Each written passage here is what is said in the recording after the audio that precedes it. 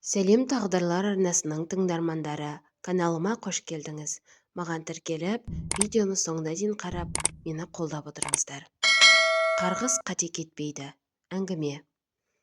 Жылды тамыз айында тау арасындағы жалғыз отырған үйімізге екі атты адам келіп, әкем мен анама қоқан-лоққы көрсетіп, қорқытып, үркітіп, қорадан бір семіз ешкісін тартып алып, арттарына өңгеріп, бақыртып алып кететін.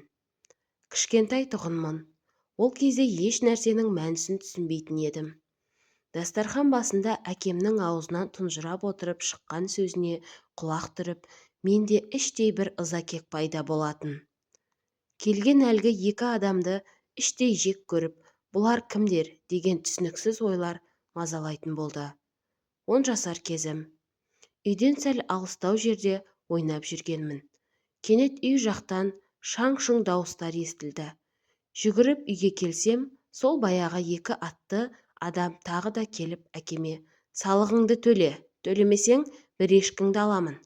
Айдап кел ешкілеріңді қораңа», деп әкемді атпен қақыртып жатыр екен. Үйдің қасына келіп тұрып қалдым. Әкем анама: «Бала келіп қалды, оны тасада ұста», дегендей ымдады. Анам жаныма келіп: «Балам, жүре ғой қарағым», деп менің қолымнан ұстап: «Сен мұны көрмей-ақ қой», деп тұрғанда әлгілердің бірі аттың басындағы жүгенін сыпырып алды да жүгенмен әкемнің басына ұрды. Әкем отырып қалды. Анам әкеме тұра ұмтылды. Әкем орнынан тұрғанда бетін қан жуып кетті. Сол кездерде әкемнің жасы шамамен 87-лерде. Оның бетіндегі қанды көріп, не болып, не қойып жатқанын түсінбедім.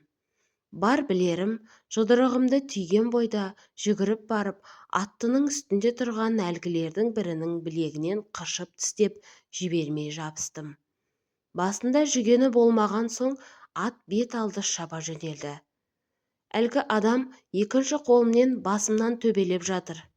Ашу ызадан ба, оның ұрғанына шыдап, қолын қыршыған жақтарымды ашпастан мен де жібермедім. Тістеген жерден аққан қанға аузым толып, иегімнен аға бастады. Осы кезде қолына баққан ұстаған анам жүгіріп шығып, аттың алдынан шығып тоқтатты да: «Балам, қолын жібер», деп айқай салды. Мен қыршып тістеп тұрған тістерімді босатқаным сол еді, аттан жерге құлап түстім. Екінші атты адам бізге жақын келіп тоқтағаны сол еді, анам бақанмен ұрып, оны аттан ұшырып түсірді. Аяғы үзеңгіге ілінген ол ат бауырына сүйретілген күйі кетіп барады. Анам еш нәрсеге қараған жоқ. Менің қолымнан жетектеп үйге қарай келеміз. Әкемнің бетін қан жуған. Анам әкемнің бетін сумен жуған соң қарасақ, жүгеннің ауыздығы шекесінің етін айырып кетіпті. Бір көзі ісіп, жұмылып қалыпты. Кесілген жерге киіз күйдіріп басып, қанын тоқтатты. Абыр-сабырымыз басылған соң, анам далаға шығып, тежетерді ертіп, ешкілерге бар деп мені жұмсап жіберді. Мен тау салаларына көз жүгіртіп, ақ текені іздедім. Алыстан көзге ең алдымен сол көрінетін. Көзіме түсе қоймаған соң жүгіріп тауға беттедім. Маған еріп жүретін тез жетер де көрінбейді. Кереге тастың тұсына шығып қарасам, ешкілер бір топ болып жиналып қалыпты. Жүгіріп келіп алдынан шығып, үй жаққа қарай айдасам, беттемейді. Күштеп айдап, ақыры күн бата үйге әрең жеткіздім. Алдымнан шыққан анам: «Неге сонша кешіктің?» деді. «Ана ешкілер үйге қарай жүрмей қойды. Күштеп айдап келдім». «Әруағыңнан айналайын, Шекшек ата ешкінің бірі ғой. Бұлар өте ақылды. Жаңағылардың келгенін біліп, бой тасалаған ғой», деп екеулеп қораға кіргіздік. «Жүр, әкеңе барайық», деді анам. Үйге кірдік. Әкем ақ матамен басын байлап төрдің алдында отыр екен. Мен кіре сала: «Әке, әке!» деп жылаған күйімде жүгіріп барып, әкемді құшақтадым. Әкемнің мынадай күйге түскеніне жаным күйіп, ыза-кегім қайнап, Оған жаным ашып бар қолымнан келгені осы болды. Әкем болса мені құшағына қысып, намысыңнан айналайын, жалғыз қорғаным деп, көзіне жас алып, жанына отырғызды. Жылама ұлым, ер жігіт жыламайды, қорқақ жасықтар ғана жылайды, деді. Сонда да мен намысым келіп, өкпемді баса алмадым. Есік жақта отырған анам біздің арқа сүйейтін ешкіміміз жоқ екенін біліп алған. Әттең баламыздың жас болып тұрғаны ғой, деп жаулығының ұшымен көзінің жасын сүртті. Осылардың басынғаны жаныма тиді. Жылда бір ешкімізді өңгеріп, тартып алып, бұлар шектен шықты. Мен де аянған жоқпын. Бақанмен ұрып, атынан ұшырып түсірдім, деп әкеме айтып жатты. Кейін ер жетіп, есейген соң білдім. Кемпір мен шал, тауда жалғыз үй, тамыз айында ешкі етінің емдік шипасы болады екен. Сол кезде мал салығы, жан салығы үшін пұл жинайтын кез. Біздің үйге келген сол ауыл советтің фин агенттері бірі бастық, екіншісі көмекшісі екен. Жылдар өтті. Әкем де, анам да дүниеден өтіп кеткен. Күнқияштың бірге оқыған курстас қызы бізді Жамбылға тойға шақырды. Күнқияш екеуміз бақытты күндеріне тілегімізді айтып, үйге қайтқалы жолға шықтық. Күз. Күн өте салқын. Сол үйден бір қолы жоқ қарияда еріп шықты. Үлкен жол бойында 3-4 сағат тұрып, Шымкентке қарай көлік күттік. Көлік шықпады. Күн батуға таяды. Енді не істейміз деп әбіржіп тұрдық. Әлгі қария бізге, осында бір танысым бар, соның үйіне түнеп шығайық, мені жетектеп алыңдар, деді. Тойдан шыққан 4-5 жамбыз, арамыздағы бір келіншек қарияны сүйемелдеп, жаңағы үйге де жеттік. Шай суын беріп, қонақжайлық танытты. Ертеңіне ерте шығып, үлкен жолдың бойында жол тосып тұрмыз. Бір кезде сарылдап, гүрілдеп, бір ескі автобус ыңыранып келіп тоқтады. Мініп алдық. Жүріп келеміз. Жамбыл мен Шымкенттің арасындағы Шақпағата деген жерге желіппіз.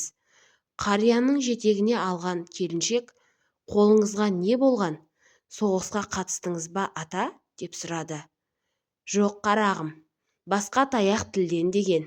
Өз тілім, өз ісіммен тапқан ауру, айта берсе ұзанғы әңгіме. Айта отырыңыз, ата, жол қысқарсын. Не айтқаны бар? Нағашым ауданда военком қызметінде болды. Ер азаматтың бәрі соғысқа кеткенде мені броньмен алып қалды. Ауыл советін басқардым. Соғыс аяқталған соң колхоз бастық болдым. Одан түсіп шабарман болдым. Менің бастығымның әдеті екен.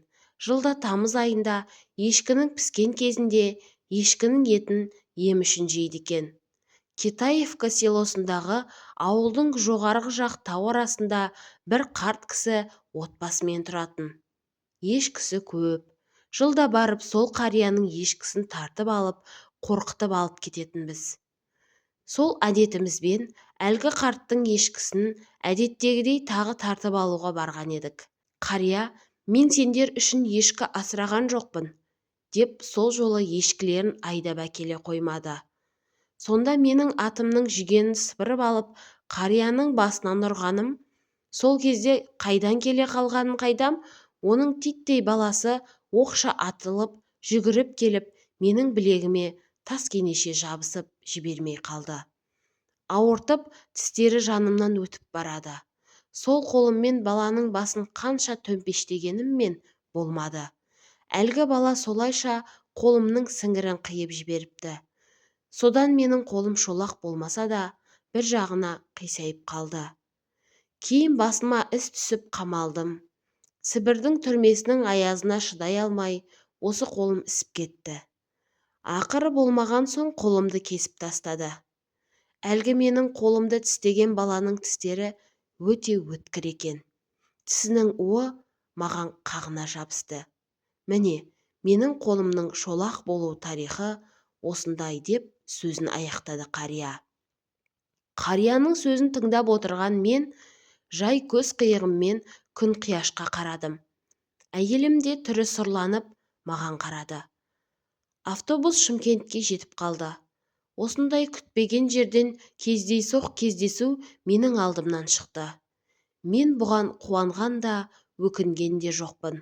Әйелім бетіме қарап тұрып, бұл әңгімені есіңе алма, ойыңнан шығарып таста, деді.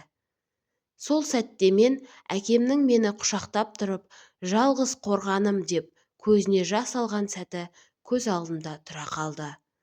Көңілім босап, әке анама деген сағынышым кеудемді қысып, көзіме жас үйілді. Әкем мен анамның қарғысы жібермеген екен. Көзі бар, көкірегі соқыр, имансыз, әмпербақ, ұрдажық, әлімжеттілік жасап, қарт қарияға күрш көрсетіп, Құдайдан қорықпай, өлмей, бұл өмірде мәңгілік жүретіндей сасық пақыр қазақ ұлтынан садаға кеткір мұндай адамдарды ақ сүтін емген, өз анасының емшегін кескендер дейді.